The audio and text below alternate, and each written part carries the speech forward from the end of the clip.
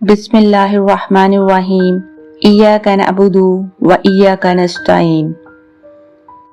کہانی پر کا خواب۔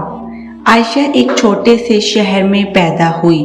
وہ پیدائشی طور پر دونوں ٹانگوں سے معذور تھی۔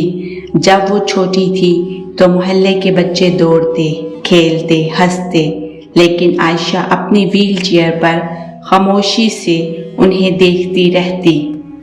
اس کی آنکھوں میں ایک خواب تھا، اڑنے کا، آگے بڑھنے کا، کچھ بننے کا۔ عائشہ کے والد ایک اسکول میں چپراسی تھے اور ماں سلائی کرتی تھی۔ ان کی زندگی کا سب سے بڑا درد یہی تھا کہ ان کی بیٹی دوسروں کی طرح چل پھر نہیں سکتی تھی، لیکن عائشہ نے کبھی ہار نہیں مانی۔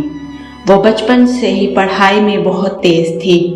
اس کے اساتذہ کہتے تھے کہ یہ لڑکی اگر چلی نہ سہی لیکن بہت آگے جا سکتی ہے۔ وہ ہر کلاس میں ٹاپ کرتی، مقابلے جیتتی اور اپنی کامیابیاں والدین کو دکھا کر مسکرا دیتی۔ ایک دن اسکول میں تقریری مقابلہ ہوا۔ سب حیران تھے کہ ایک ویل چیئر پر بیٹھی لڑکی اسٹیج پر کیسے جائے گی، لیکن جب عائشہ نے بولنا شروع کیا پورا حال خاموش ہو گیا۔ اس نے کہا، میرے پاس ٹانگیں نہیں لیکن میرے خوابوں کے پر ہیں۔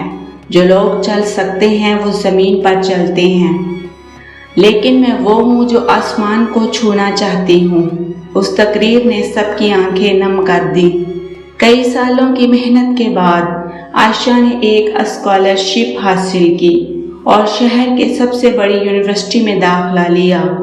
ویل چیئر پر بیٹھ کر وہ روز کلاس جاتی، لائبریری جاتی، لوگوں کو متاثر کرتی۔ وہ سب کو بتاتی کہ ہار ماننا اختیار ہے، مجبوری نہیں۔